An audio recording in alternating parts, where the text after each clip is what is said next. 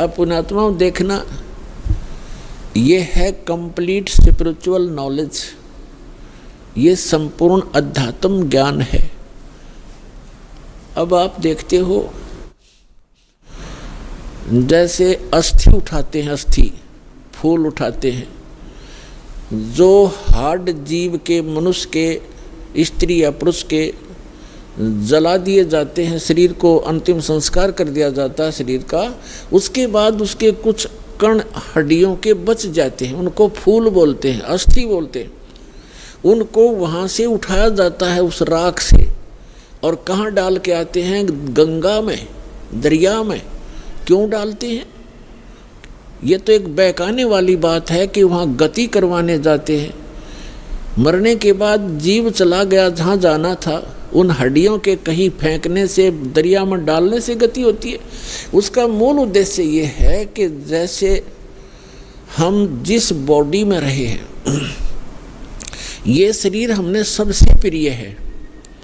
इंसान कोई रोगी हो जाता है, रोग भयंकर होता है, उसमें बहुत इलाज करवाना पड़ता है, तो अपने मकान और ज़मीन को भी बेचकर इस शरीर को सुरक्षित रखना चाहता है।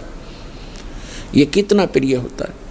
और इसको छोड़कर जब ये प्राणी जाता है, पहले ये ऊपर ले जाया जाता है, वहाँ तपस्शिला पर इसको भूना जाता है, इसके अंदर से गंध निकाल कर फिर इस जीव को फेंक दिया जाता है। ये आकाश मार्ग से आकर धर्मराज के दरबार में पंक्ति में खड़ा हो जाता है। इस प्रोसेस में इसको 10-12 दिन लग जाते हैं, इसलिए 13वें दिन ये वापस आ जाता है जहाँ इसने गधा बनना है, कुत्ता बनना है, सूअर बनना है या भूत बनना है, उस लाइन में फिर लग जाता है। तो ये प्रेत बन जाते हैं अधिकतर। भूत पूज कर भूत बनेंगे, तो हम सब भूतों की पूजा ही करते थे। तो प्रेत बनकर आता है कहाँ? अपने घर में। घर से फिर अपने शरीर को खोजता है, मेरा शरीर कहाँ, उसमें प्रवेश करूं। फिर वो वहाँ से चलता चलता जाता है, क्योंकि एक फिल्म सी बनी होती है, वो फिर वहाँ जाता है जहाँ उसका अंतिम संस्कार किया होता है।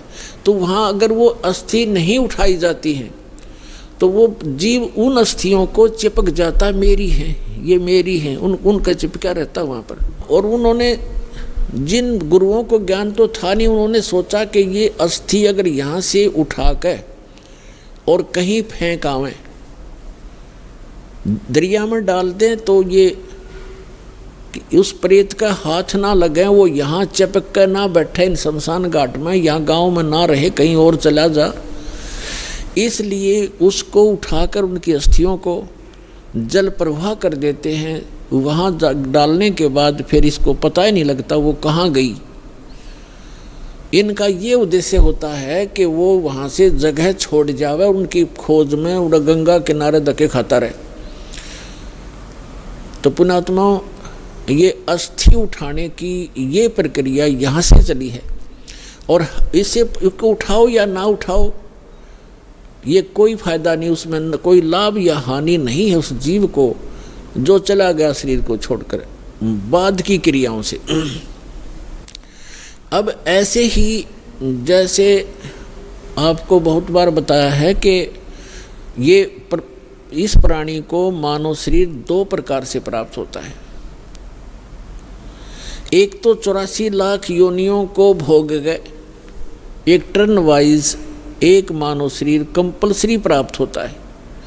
और दूसरे प्रकार का वो होता है जो शुभ संस्कारों से लगातार भी कई मनुष्य जीवन आपके पूर्व जन्म के पुण्य संस्कारों से हो जाते हैं। तो एक सुखदेव नाम के ऋषि हुए, फिर वो बाद में उनकी आत्मा 84 लाख योनियों को भोगती भोगती, और तोते का संस्कार था उसका। अब तोते में उसका इतना ही संस्कार था कि उस गंदे अंडे में ही उसकी वो अंडा उसके निमित्त था वो अंडा। जैसे गर्भ में ही कई बच्चे मर जाते हैं, तो उनका उतना ही संस्कार होता है उस मनुष्य जीवन का। तो वो पूरा कर लिया उसने, एक मनुष्य जीवन, गर्भ में मर जाना, बाहर आते ही मर जाना, इस तरह। अब उसका संस्कार था इतना ही कि उस अंडे में उसकी आत्मा आई और अंडा गंदा हो गया। अब उसके बाद भी वो उसका चिपका रहा कि मेरा है, वो आत्मा वही रही और बाकी अंडे जो स्वस्थ थे भगवान शिव के अपनी जो धारणा से कि आसपास कोई अंडा हो वो भी स्वस्थ हो जाए, तो वो उस ताड़ी बजाने से अंडे बच्चे बनकर और पक्षी बनकर उड़ गए।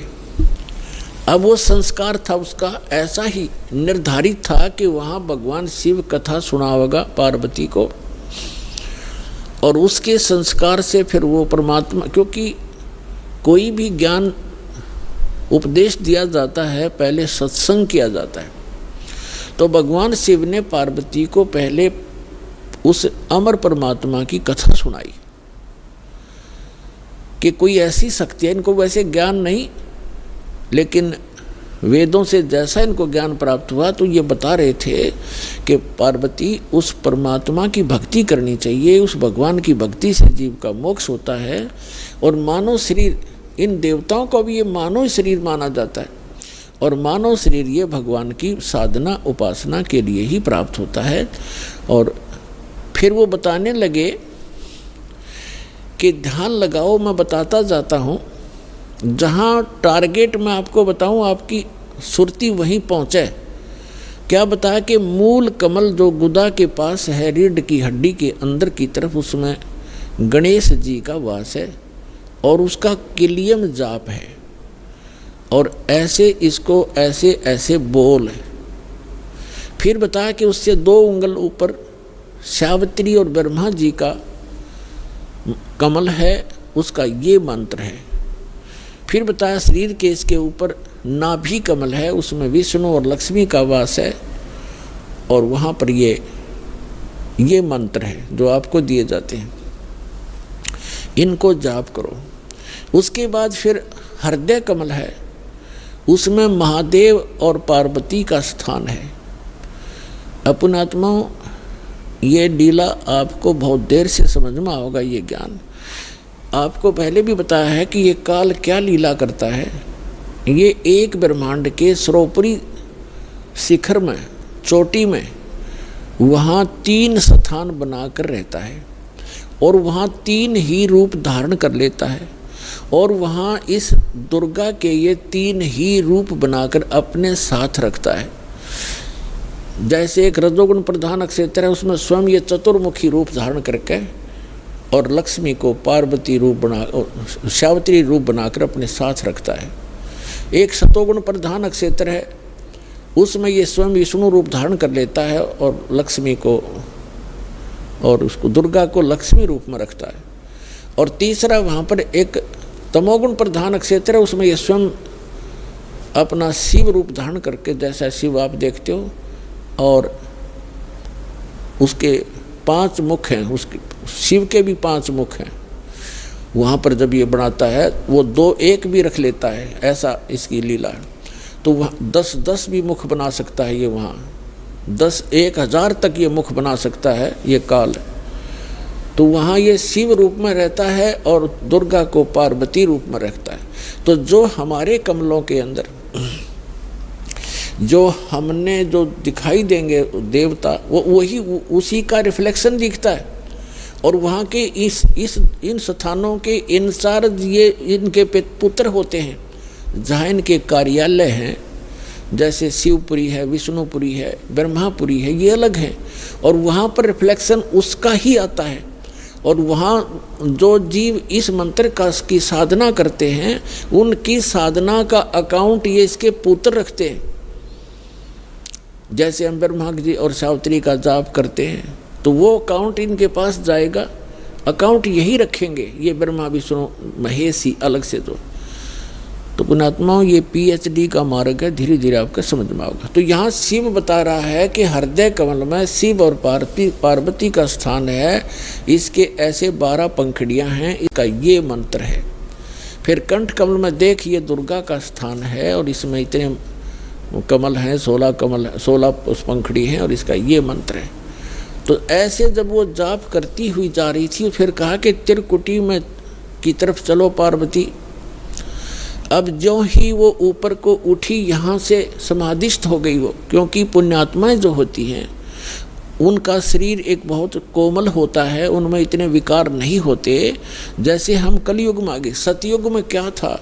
सतयुग में प्रत्येक व्यक्ति कोई भी था, जन साधारण भी और ब्राह्मण गुरु भी, उनकी समाधि तुरंत लग जाया करती थी, क्योंकि शरीर इतना पिछले पुनः संस्कारों से इतना कोमल होता था, इतना स्वच्छ होता था, अंदर से सब नसें सब वो उनका साफ होता था, बहुत आसानी से समाधि लग जाती थी।